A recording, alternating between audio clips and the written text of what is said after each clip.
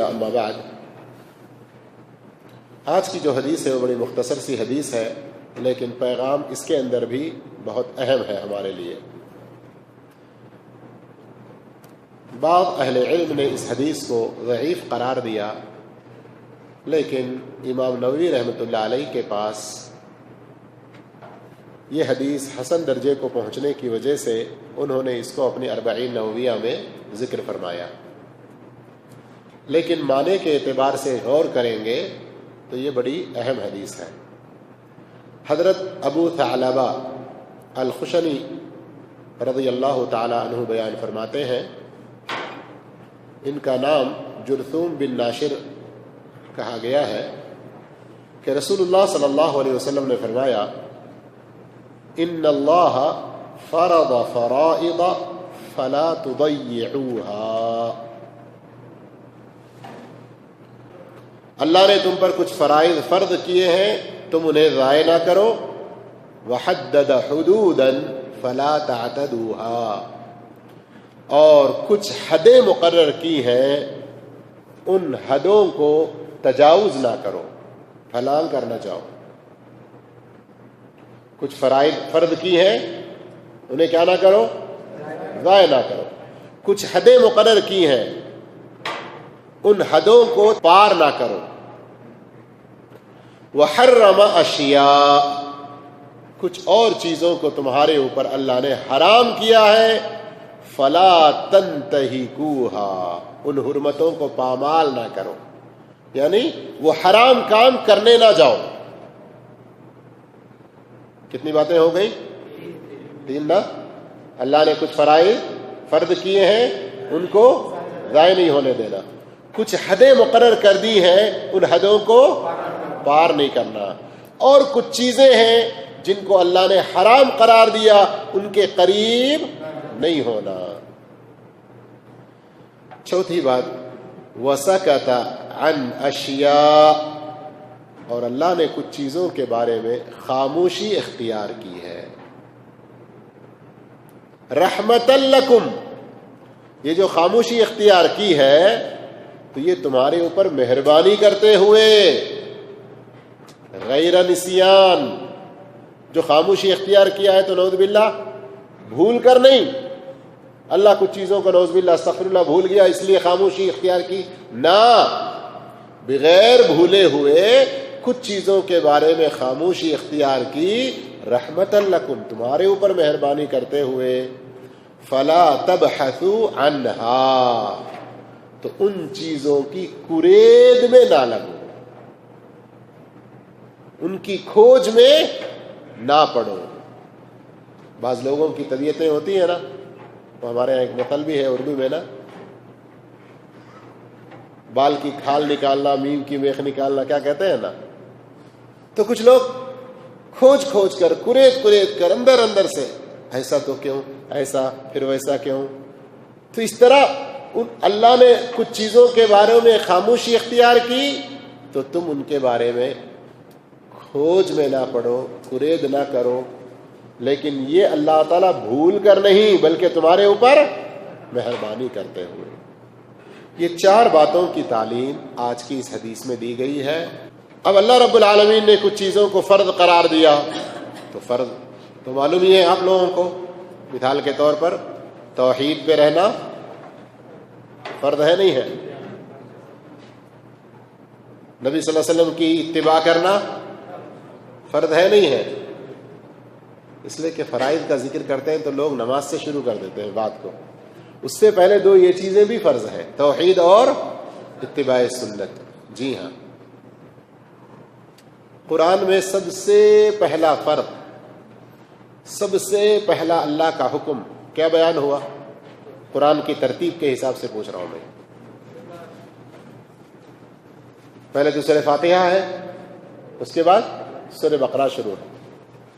سورہ بقرہ میں شروع میں 5 آیتوں میں ایمان والوں کے اوصاف، قرآن کا ذکر شروع میں، پھر اس کے بعد ایمان والوں کے اوصاف، پھر اس کے بعد 2 آیتوں میں کافروں کا انجام، پھر اس کے بعد 13 آیتوں میں منافقین کا ذکر ہے۔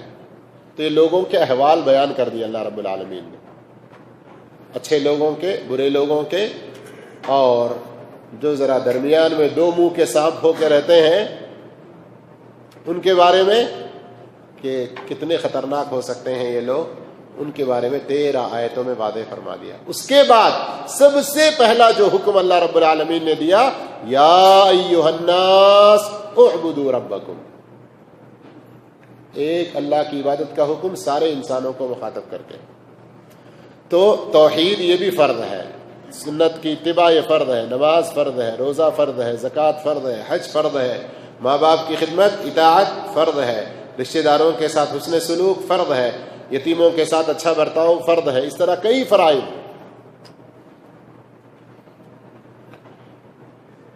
ان فرائض کے بارے میں فرمایا فلا تضيعوها، کہ اگر تم اس میں ڈھیل، لاپرواہی، سستی، غفلت، اہمال برتو گے تو یہ تم سے ضائع ہو جائے گی۔ فرائض اگر ضائع ہو گئے تم سے تو گویا کہ تمہارا سرمایہ ختم ہو گیا۔ جس آدمی کے پاس سرمایہ نہ ہو وہ کوئی کاروبار کر سکتا ہے، کامیاب ہو سکتا ہے؟ تو یہ فرائض ہمارے پاس ریڑھ کی ہڈی جو سرمایہ ہوتا ہے تجارت میں، اس طرح سے، اس لیے اس کے بارے میں فرمایا کہ اس میں کسی طرح سے اہمال نہ کرو، غفلت نہ برتو، لاپرواہی نہ کرو، ضائع ہونے نہ دو۔ پھر اس کے بعد فرمایا اللہ نے کچھ حدیں تمہارے لیے مقرر کی ہیں، کچھ حدیں تمہارے لیے مقرر کی ہیں، ان حدوں کو پار نہ کرو۔ یہ حدود کے معنی میں کئی باتیں ہیں۔ ایک تو وہ حدیں بھی ہیں جو رشتے ناتوں کی شکل میں ہوتی ہیں، اڑوس پڑوس میں زمینوں کی شکل میں بھی ہوتی ہیں، چاہے وہ گھریلو زمین ہو یا پھر کھیتی باڑی وغیرہ کے زمینیں وغیرہ ہوں۔ تو اس میں اللہ رب العالمین نے کچھ حدود مقرر کیے ہیں، تو ان حدود کو پار نہیں کرنا ہے۔ اسی طرح سے حدود کا ایک مطلب یہ بھی ہے کہ اللہ رب العالمین نے بعض ایسے گناہ جن کی کچھ دنیاوی سزا مقرر فرمائی ہے، زنا کی سزا، اگر وہ شادی شدہ ہوں تو سنسار کر دینا، اس کو بھی اسلامی اصطلاح میں حد کہا جاتا ہے۔ تو جس گناہ کی جو سزا اللہ نے مقرر کی ہے اس کو بجا نہ لانا، یہ بھی اللہ کے حکم کی سرتابی، نافرمانی، اور اس سے بھی معاشرے میں بڑی تباہی اور خرابیاں پیدا ہوں گی۔ اور اسی طرح حرام کاموں میں ہی کچھ کاموں کو بھی حدود کہا گیا، اس لیے کہ اللہ رب العالمین نے بعض جگہوں پر کیا بیان فرمایا، تلک حدود اللہ فلا تقربوها، سورہ بقرہ کے اندر، یہ اللہ کی حدیں ہیں، تم ان کے قریب نہ ہو۔ تو حرام کاموں کے قریب ہونے کو بھی منع کیا جاتا ہے۔ پھر اس کے بعد آگے مزید اگر حدود میں حرام کا ذکر لیتے ہیں تو مزید حرمت کی تباہی کو بتانے کے لیے آگے اور الفاظ حرام کے استعمال ہوئے، یا حد کا یہاں پر معنی زنا، چوری جیسی سزائیں، اور چوری جیسے جو گناہ ہیں ان کی سزائیں، یا اس کا ایک اور مفہوم رشتے ناتوں کے درمیان میں جو حدیں ہیں، زمینوں میں جو حدیں ہیں، یہ مراد بھی ہیں۔ اس لیے کہ زمین کی حدوں کے بارے میں بھی تو صحیح حدیث میں ہے نا کہ اللہ کے رسول صلی اللہ علیہ وسلم فرماتے ہیں کہ اگر کوئی اپنے کسی بھائی کی بالشت بھر زمین بھی ناجائز طور پر قبضہ کر لیتا ہے تو قیامت کے دن 7 زمینوں کا طوق اسے پہنایا جائے گا، اور یہ بہت سخت سزا سنائی جا رہی ہے۔ پھر آگے فرمایا وحرم اشیاء، تمہارے اوپر کچھ چیزوں کو اللہ نے حرام قرار دیا ہے تو تم ان حرام کاموں کے بھی قریب نہ ہو۔ وہاں فرمایا فلا تنتہکوها، یعنی ان کی حرمتوں کو پامال نہ کرو۔ اس میں بھی تمام زندگی کے امور کی حرمتیں آتی ہیں، جیسے سب سے پہلے تو شرک حرام ہے، بدعت حرام ہے، اور اسی طرح سے زنا، چوری وغیرہ اور دوسری جتنی ساری چیزیں ہیں وہ سب بھی اس کے اندر داخل ہوں گی، حرام کمائی وغیرہ سب اس میں داخل ہوں گی۔ اللہ کے رسول صلی اللہ علیہ وسلم نے فرمایا کہ اللہ رب العالمین نے کچھ چیزوں کے بارے میں تمہارے اوپر خاموشی اختیار کی ہے، تو یہ جو خاموشی اللہ رب العالمین نے اختیار کی ہے تو یہ بھول کر نہیں بلکہ تمہارے اوپر مہربانی کرتے ہوئے، تو تم ان کی کھوج میں نہ لگو۔ محترم بھائیوں، معزز ساتھیوں، کل کے درس میں ہم نے جو 30ویں حدیث پڑھی حضرت ابو ثعلبہ رضی اللہ تعالیٰ عنہ کی، اس کے اندر کتنی باتیں تھیں؟ 4 باتیں۔ پہلی بات یہ تھی کہ اللہ رب العالمین نے کچھ فرض مقرر کیے ہیں، ان کو برابر ادا کرنا ہے، اس میں سستی نہیں کرنا ہے، ان کو ضائع ہونے نہیں دینا ہے۔ دوسرا کیا حکم تھا؟ اللہ نے کچھ حدیں مقرر کی ہیں، اللہ نے کچھ حدیں مقرر کی ہیں، ان حدوں کو پار نہیں کرنا ہے۔ حد کا معنی بتایا گیا ہے نا، جیسے رشتے ناتوں میں کچھ حدیں ہوتی ہیں، زمینوں میں کچھ حدیں ہوتی ہیں، اور اسی طرح حد کا ایک معنی یہ بھی ہے کہ بعض وہ گناہ جن کی کوئی سزا مقرر کی گئی، جیسے قتل، زنا، چوری، اس طرح کے جو گناہ ہیں ان کی جو سزائیں مقرر ہیں ان کو بھی حد کہا جاتا ہے۔ اور اسی طرح ایک معنی یہ بھی بیان کیا گیا، بعض اہل علم کہتے ہیں فرائض کے مقابلے میں حد سے مراد وہ حرام کام جن پر بڑی سختی کے ساتھ تنبیہات اور وعیدیں وغیرہ دی گئیں اور ان کو روکا گیا، اس لیے کہ قرآن کی بعض آیتوں میں تلک حدود اللہ فلا تقربوها، تلک حدود اللہ فلا تعتدوها، اس طرح کی جو آیتیں ملتی ہیں۔ تیسرا حکم کیا تھا؟ جی، کچھ چیزوں کو اللہ نے حرام کیا ہے، کچھ چیزوں کو اللہ نے حرام کیا ہے، ان حرام کاموں کا ارتکاب نہ کرو۔ چوتھی چیز، اللہ نے کچھ چیزوں پر خاموشی اختیار کی ہے، یہ بھول کر نہیں بلکہ تمہارے اوپر مہربانی کرتے ہوئے، تو ان کی کھوج میں نہ پڑو۔ یہاں اس حدیث کے بارے میں کچھ باتیں گزر چکی ہیں، 1 2 4 اور باتیں آپ یہ یاد رکھیے کہ فرائض میں تو بہرحال کوتاہی نہیں کرنا، یہ بات گزر گئی، اس کا مطلب یہ ہے کہ ان کی ادائیگی مکمل طور پر کرنا ہے۔ یہاں ایک اور مسئلہ تھوڑا سا اچھی طرح سمجھنے کی کوشش کریں۔ ہمارے بہت سارے بھائی گناہوں کے درجات کو نہیں سمجھنے کی وجہ سے بڑی غلطی میں پڑ جاتے ہیں۔ کسی فرض کو چھوڑ دینا یہ بھی گناہ ہے نا، اور کسی حرام کو کرنا یہ بھی گناہ ہے، اور دونوں چیزیں بھی اللہ کو پسند نہیں ہیں۔ لیکن کسی فرض کو چھوڑ دینا کسی حرام کو کرنے سے بھی زیادہ بڑا گناہ ہے۔ آئی سمجھ میں بات کچھ؟ فرض کو چھوڑنا یہ بھی ایک گناہ ہے، کسی حرام کو کرنا یہ بھی ایک گناہ ہے، لیکن فرض کا چھوڑنا یہ کتنا بڑا گناہ ہے؟ کسی حرام کے کرنے سے بھی زیادہ بڑا گناہ ہے۔ جب یہ مسئلہ اس طرح سمجھ لیے تو اب محبت کے حوالے سے سمجھیے، فرض کو ادا کرنا یہ اللہ کو پسند ہے، حرام سے بچنا اللہ کو پسند ہے، حرام سے بچنے کے مقابلے میں فرض کو ادا کرنا یہ بہت زیادہ پسند ہے۔ تو یہ صرف درجات بتائے جا رہے ہیں تاکہ ہم شوق میں نیکیاں زیادہ کریں، ڈر کے ساتھ گناہ زیادہ چھوڑیں، لیکن اس کا الٹا مفہوم نہیں لینا پھر کہ فرض کو چھوڑنا زیادہ گناہ ہے حرام کرنے کے مقابلے میں، چلو حرام کر لیں گے، یہ مطلب نہیں ہے، یہ مطلب ہرگز نہیں ہے۔ یہ بیان کرنے کا مقصد کہ لوگوں میں اللہ کے فرائض کی ادائیگی پر زیادہ توجہ ہو.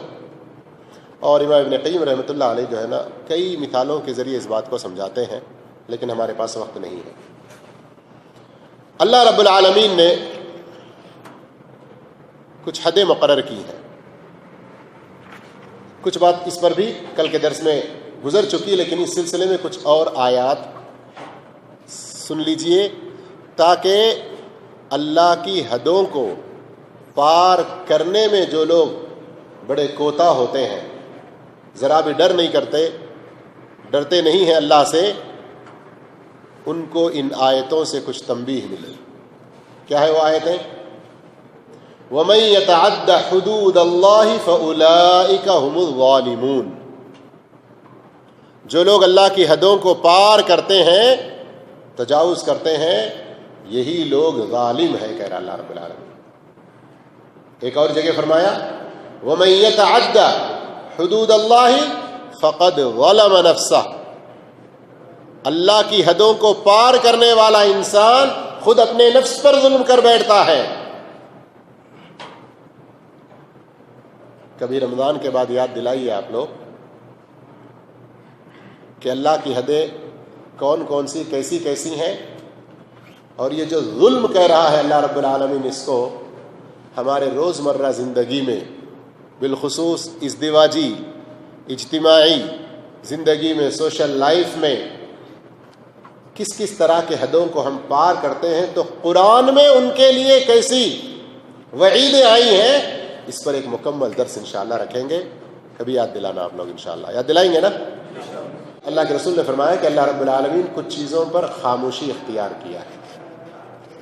خاموشی اختیار کیا ہے تو یہ تمہارے اوپر مہربانی کرتے ہوئے، رحمت کرتے ہوئے، شفقت کرتے ہوئے، ایسا نہیں کہ نعوذ باللہ وہ بھولتا ہے، بھول کر نہیں، بلکہ تمہارے اوپر مہربانی کر کے وہ خاموش ہے. اس مسئلے میں کچھ باتیں گزر چکی ہیں. ایک اور مفہوم اس کا اہل علم نے یہ بھی بتایا کہ خاموشی اختیار کرنے کا مطلب یہ ہے کہ اللہ رب العالمین حالات کے اوپر، اور کچھ چیزیں ایسی ہوتی ہیں وہ وہاں کے عرف میں چلی ہوئی ہیں اور اسلام کے مزاج سے نہ ان کا کوئی ٹکراؤ ہے، عقائد کے نہ خلاف ہے، اللہ کی شریعت سے اس میں کوئی تصادم نہیں ہے، اس لیے ان کے کرنے میں کوئی حرج کی بات نہیں ہے. لیکن شیخ ابن عثیمین رحمۃ اللہ علیہ نے ایک بڑا بہترین قاعدہ بیان کیا ہے. اس قاعدے کو سمجھ لیں گے تو کافی الجھنیں دور ہو سکتی ہیں. وہ کیا ہے؟ اللہ نے جو خاموشی اختیار کی ہے، ان کاموں کو ہمیں کرنا ہے یا نہیں کرنا ہے؟ یہ بات تو واضح نہیں ہوئی نا، تو نکل ہے نا. آج شیخ ابن عثیمین رحمۃ اللہ علیہ نے جو قاعدہ بیان کیا، اس کی روشنی میں اس کو واضح کرتا ہوں، ذرا سمجھ جائیے. اللہ نے جو خاموشی اختیار کی ہے، کچھ بھی اس کے اندر ذکر نہیں کیا، اگر ان کا تعلق عبادات سے ہے. کس سے ہے؟ عبادات سے. تو ایسی صورت میں وہ چیزیں جن پر خاموشی اختیار کی گئی ہے، کچھ نہیں کہا گیا ہے، ان کو حرام سمجھا جائے گا. کیا سمجھا جائے گا؟ اب کیا مطلب ہوا کہ اس کے قریب ہونا ہے، نہیں ہونا ہے؟ نہیں ہونا، اگر ان کا تعلق عبادات سے ہے. کل میں آخر میں سرسری طور پر ذکر کر دیا تھا، کرنے کی دلیل اگر ہے، عبادات میں کس چیز کو تلاش کرنا؟ کرنے کی دلیل کو. معاملات میں کس کو تلاش کرنا؟ نہ کرنے کی دلیل کو. یہ کہتے ہوئے میں گزر گیا، لیکن آج اسی کو ذرا دوسرے ناحیے سے کھول کر سمجھا رہا ہوں، سمجھ لیجیے اچھی طرح سے. جن چیزوں کے بارے میں خاموشی نظر آتی ہے، ان کا تعلق اگر عبادات سے ہے، تو وہاں جو خاموشی ہے اس کا مطلب کیا ہوگا؟ کہ وہ حرام ہے. کیا ہے؟ وہ حرام ہے. کیوں کہہ رہے ہیں کہ حرام ہے؟ اس لیے کہ اللہ رب العالمین نے عبادات کے مسئلے میں نبی صلی اللہ علیہ وسلم کے ذریعے جو ہمیں تعلیم دی وہ یہ کہ جو اللہ نے کہا، نبی صلی اللہ علیہ وسلم نے کہا، یا نبی صلی اللہ علیہ وسلم نے کیا، یا نبی صلی اللہ علیہ وسلم نے اس کی منظوری دی، وہی عبادت. اس سے ہٹ کر اپنی مرضی سے کچھ کرنے کی ہمیں کوئی گنجائش نہیں ہے. اب اگر کوئی اس کے اندر کچھ اضافہ کرتا ہے تو یہ سراسر حرام ہے. اس لیے ہم نے کہا کہ عبادات میں کرنے کی دلیل دیکھی جائے گی. جہاں کوئی دلیل نہیں ہوگی اس سے ہم خاموشی اختیار کریں گے. مثال اس کی کئی دی گئی تھی اس سے پہلے درسوں میں، بہت پہلے. عبادات کے حوالے سے فجر کی نماز کی 2 کے بجائے ہم 3 پڑھنا چاہتے ہیں، اس لیے کہ فجر کے وقت میں ہم کو نماز پڑھنا بہت اچھا لگتا ہے. اب کیا نبی صلی اللہ علیہ وسلم کی ایسی کوئی حدیث ہے کہ تم فجر کی 3 رکعت نہ پڑھو؟ نہیں ہے، کہیں بھی نہیں ہے. تو اس سے کیا بات سمجھ میں آ رہی کہ عبادات میں نہیں کرنے کی دلیل دیکھنے کی ضرورت ہی نہیں ہے. نبی نے کیا کیا؟ کتنی رکعت پڑھی؟ 2 ہی پڑھی ہے، 2 ہی پڑھی. اس لیے 2 سے زیادہ یہ حرام ہے. کیا کیا اللہ کے نبی نے یہ دیکھا جائے گا عبادات میں. بات سمجھ میں آئی ہے؟ تو اب اگر جن مسائل میں ہم خاموشی دیکھ رہے ہیں تو مطلب یہ ہے کہ وہ کام ہم کو نہیں کرنا ہے. وہ کام ہم کو، اگر میلاد النبی منانا اچھا ہوتا تو کیا اللہ کے رسول صلی اللہ علیہ وسلم نہیں کرتے؟ اسی طرح عبادات کے اندر شب برات، شب معراج وغیرہ میں خصوصی جو نمازوں کا اہتمام کیا جاتا ہے، اگر یہ نیکی کا کام ہوتا ان راتوں میں بالخصوص کرنا تو اللہ کے نبی صلی اللہ علیہ وسلم ہمیں ضرور بتا دیتے. شب برات کی راتیں نبی کی زندگی میں آئیں، شب معراج نبی صلی اللہ علیہ وسلم کی زندگی میں آئی، لیکن آپ نے اسپیشل اس رات میں کچھ بھی نہیں کیا. اب وہاں پر خاموشی ہے، مطلب یہ ہے کہ ہمیں وہ کام نہیں کرنا ہے. اب اگر خاموشی معاملات میں ہے، کھانے پینے اور دوسرے زندگی کے معاملات میں ہے، تو وہاں اس کو حلال سمجھا جائے گا اور ہم ان کو کر سکتے ہیں. ہم ان کو کر سکتے ہیں. ایک مثال شیخ ابن عثیمین رحمۃ اللہ علیہ بیان کرتے ہیں کہ بعض عورتوں نے پوچھا کہ ہماری پنڈلی میں اور یہ ہمارے ہاتھوں میں بال ہوتے ہیں، کیا ان بالوں کا نکالنا جائز ہے یا نہیں ہے؟ تو شیخ کہتے ہیں کہ ان بالوں کا نکالنا، اس کے بارے میں اگرچہ بعض اہل علم نے یہ کہا کہ ان کا نکالنا تغییر خلق اللہ میں آئے گا، یعنی اللہ کی خلقت میں تبدیلی میں داخل ہوگا. بعض اہل علم نے کہا ان کا یہ سبب بیان کرنا کہ تغییر خلق اللہ ہو سکتا ہے، اس میں ایک وجہ نظر آتی ہے، ایک پہلو اس میں ان کی بات درست جیسی لگتی ہے، لیکن فطرتاً بات کیا ہے؟ پنڈلی اور ہاتھوں میں بال مردوں کو ہوا کرتے ہیں، عورتوں کو نہیں. بالوں کے مسئلے میں اگر ہم دیکھیں تو اللہ رب العالمین نے، یعنی شریعت میں ہماری، کچھ بالوں کو نکالنے کا حکم دیا گیا ہے. کھلم کھلا وضاحت کی ضرورت نہیں ہے، معلوم ہے. اور کچھ بالوں کو لازماً چھوڑنے کے لیے کہا گیا. اس کو تو ذکر کر سکتے ہیں نا، کیا؟ داڑھی. لیکن پنڈلی وغیرہ ہاتھ وغیرہ کے بالوں کے بارے میں، یا بعض لوگوں کو چھاتی پر یا پیٹھ پر بہت زیادہ بال ہوتے ہیں، ان کے بارے میں شریعت میں خاموشی ہے. شریعت میں کیا ہے؟ خاموشی اختیار کی گئی ہے. تو اس کا کیا حکم ہوگا؟ اگر ان بالوں کی وجہ سے واقعتاً ان کے لیے کوئی حرج ہے جس میں خاموشی آئی ہوئی ہے، کوئی تکلیف ہے، حرج ہے، تو وہ نکال سکتے ہیں، ورنہ نہ نکالنا بہتر ہے. اور خواتین، اگر ان کے لیے بھی ان کی شادی میں، ان کی نسوانیت میں اس کی وجہ سے فرق پڑ رہا ہے تو نکالنے میں کوئی حرج نہیں. لیکن اس کو داڑھی پر نہ قیاس کریں، پہلے ہی بتلا دیا اس مسئلے کو. داڑھی کا تو کیا ہے؟ رکھنے کا حکم ہے. اس کو مونچھوں پر قیاس نہ کریں. بعض لوگ بڑی لمبی لمبی مونچھیں چھوڑتے ہیں. مونچھوں کو کاٹنے کا حکم دیا گیا ہے. سمجھ میں آئی بات؟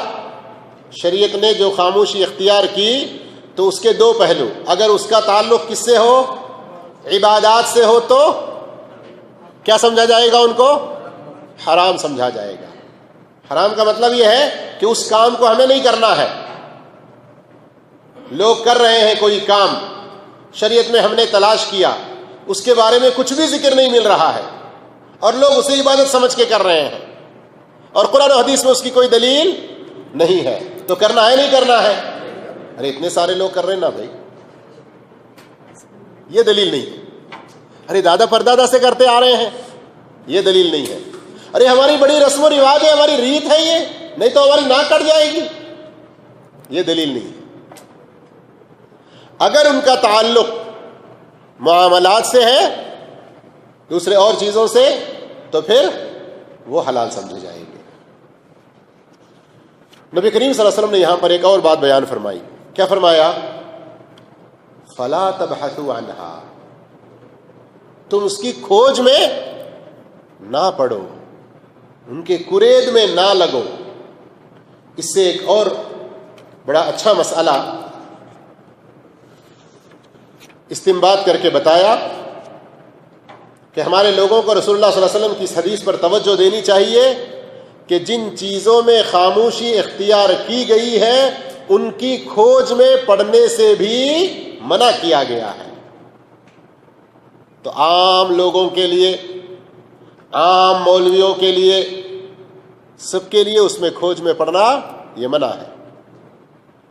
لیکن کچھ ایسے لوگ جو فتویٰ دینے کی صلاحیت پر پہنچ چکے ہیں، مختلف قسم کے مسائل ان کے سامنے آتے ہوں اور معاشرے میں ان کا ایک مقام ہو کہ جواب دینے کی وجہ سے فریقین کے درمیان میں صلح، بے عمل لوگوں کے درمیان میں عمل کا جذبہ، برے کرنے والوں کی اصلاح ہو کے ان کے اندر نیکی کا پھیلاؤ اس طرح ہوتا ہے. وہ لوگ تاکہ لوگوں کو اور زیادہ علم دے سکیں، اس لیے ان مسائل کا کوئی علماء اس بارے میں کیا کہتے ہیں، دلائل کس طرف ہیں، کیسے ہیں، یہ پتا کر کے رکھیں تو اچھی بات ہے. سمجھ میں آ گئی بات؟ تو یہاں لا تبحثوا سب کے لیے یہ حکم ہے، صرف استثناء کچھ خاص لوگوں کے لیے. اور یہاں پر جو اللہ رب العالمین کی ایک صفت بیان ہوئی، صفت منفی اس کو کہا جاتا ہے کہ اللہ رب العالمین بھولتا نہیں ہے. بھول کر اللہ رب العالمین نے خاموشی اختیار نہیں کی ہے، بلکہ تمہارے اوپر رحم کرتے ہوئے، تمہارے اوپر مہربانی کرتے ہوئے. تو اللہ رب العالمین کی اس صفت کو ماننا بھی ضروری ہے. کیا؟ یہ ماننا کہ اللہ بھولنے والا نہیں ہے. جیسے قرآن میں بھی بعض جگہ ذکر ہوا وَمَا كَانَ رَبُّكَ نَسِيًّا، آپ کا رب بھولنے والا نہیں ہے. اسی طرح موسیٰ علیہ السلام نے فرعون سے مناظرہ کرتے وقت کہا تھا لا يضل ربی ولا ينسى میرا رب بھولتا نہیں ہے. لیکن کبھی آپ ایسے ہی سادہ سا کہیں ترجمہ پڑھیں گے, ایک آیت نسوا اللہ فنسیہم, تو اس سے غلط فہمی میں نہیں پڑھنا, یہاں اس کا دوسرا مفہوم ہے. لفظ نسیہ آیا ہے کہ انہوں نے اللہ کو بھلا دیا, اس لیے اللہ نے بھی ان کو بھلا دیا. تو یہاں لفظ ظاہری جو نظر آ رہا ہے بھولنے کا, تو نعوذ باللہ استغفر اللہ, اللہ بھولتا ہے یہ نہیں کہا گیا. اور عجیب بعض اصطلاحات میں دیکھتا ہوں تو ہمارے اردو میں بھی اس طرح کے بعض ملتے ہیں محاورے. بعض دفعہ ہم اردو میں بات کرتے ہوئے کسی موضوع پر ہم کہتے ہیں یار بھول جاؤ نا اس کو, میں نے کہہ دیا نا بھول جاؤ اس کو. کیا مطلب ہوتا ہے؟ اس کا ذکر نہ کرو, اس کو چھوڑ دو, اس میں کیا خیر ہے. لفظ بھول استعمال کر رہے ہیں لیکن مطلب کیا ہے وہاں پر؟ کبھی کبھی کہتے ہیں کیا ہوا مول صاحب کل آپ میموری کارڈ دیتے, بولے لائک ہے, ارے بھول گیا بھائی. یہ بھولنا نہیں ہے وہاں پر. ہم جو کہہ رہے ہیں یار اس کو بھول جاؤ نا, تو یہ لفظ بھول استعمال ہو رہا ہے لیکن وہاں معنی بھلاوٹ کا نہیں ہے. وہاں اس کو چھوڑ دو, اس میں کوئی خیر نہیں, اس کا ذکر نہ کرو, یہ مراد ہوتا ہے. ویسے اللہ رب العالمین اس آیت کے اندر یہ بتا رہا ہے انہوں نے اللہ کے احکامات کو پیٹھ پیچھے ڈال دیا, اللہ کے احکامات کی ذرا بھی پرواہ نہ کی, اللہ کے احکام پر انہوں نے عمل نہیں کیا. تو اللہ کو کیا پڑی ہے کہ ایسے لوگوں کے ساتھ میں مہربانی کا, عفو درگزر کا, غفران کا سلوک کر کے ان کو جنتوں میں بھیجے. فنسیہم, اللہ رب العالمین نے بھی ان کو چھوڑ دیا. نہ اللہ ان کو پاک کرے گا, نہ ان کو معاف کرے گا, نہ ان کو جنتوں میں داخل کرے گا. یہ مفہوم وہاں پر. یہ اس لیے میں واضح کر دیا کہ کبھی اگر پڑھتے ہوئے لفظ نسیہ آ جائے, کہیں ترجمے میں بھول پڑھیں تو کسی کنفیوژن کے شکار نہ ہو. اللہ رب العالمین ہر طرح کی بھلاوٹ سے پاک ہے, ہمیں یہ ایمان رکھنا چاہیے. میرے بھائیوں, آج کے درس میں حدیث نمبر 30 کا جو کچھ خلاصہ تھا وہ آپ کے سامنے پیش کیا گیا ہے. اللہ عز و جل سے دعا کرتے ہیں اس حدیث سے بھی جو 4 قسم کے ہمیں فائدے ملے ہیں ان کو اچھی طرح سے سمجھنے کی توفیق عطا فرمائے. اللہ اس کے سارے فرائض کو ادا کرتے رہنے کی توفیق عطا فرمائے, اور سارے حرام کاموں سے اللہ رب العالمین ہمیں بالکل کنارہ کش رکھے اور بالکل دور رکھے. اللہ کی جو حدیں ہیں ان کو پار ہونے سے اللہ رب العالمین ہم کو بچائے رکھے, اور جو اللہ رب العالمین جن چیزوں پر خاموشی اختیار کی ہے ان میں بحث و کرید میں نہ جا کر اپنی عافیت میں رہنے کی توفیق عطا فرمائے. جزاکم اللہ خیرا. السلام علیکم ورحمۃ اللہ وبرکاتہ.